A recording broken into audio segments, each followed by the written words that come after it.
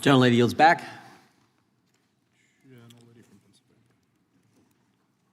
Who's oh. Oh, gentlelady from Pennsylvania.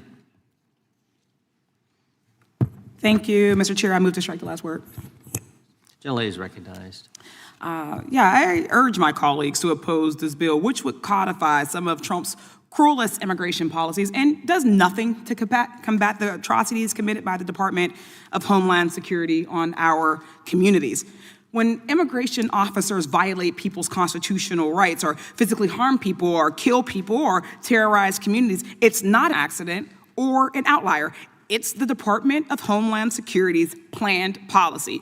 It's also not unique to this administration because immigration enforcement was designed to be cruel and callous and lawless. When DHS was formed, it took power away from other agencies that may have been better served to provide the individual services and stuffed them together all in the name of national security. But since its start, it's been responsible for the targeting, the detainment, and family separation of hundreds of thousands of people.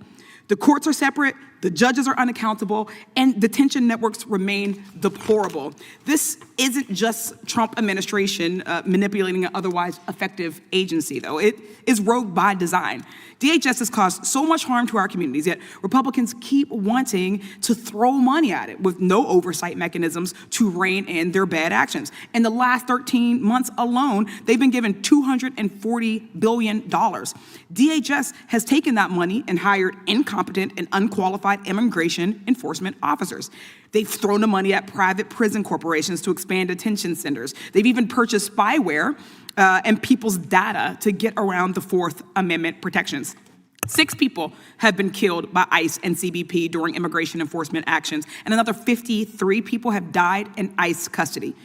The agency has gone out of its way to not cooperate with local law enforcement to investigate these killings, though. There have been no reports that agents responsible have faced any discipline or consequences. Often, DHS won't even identify them.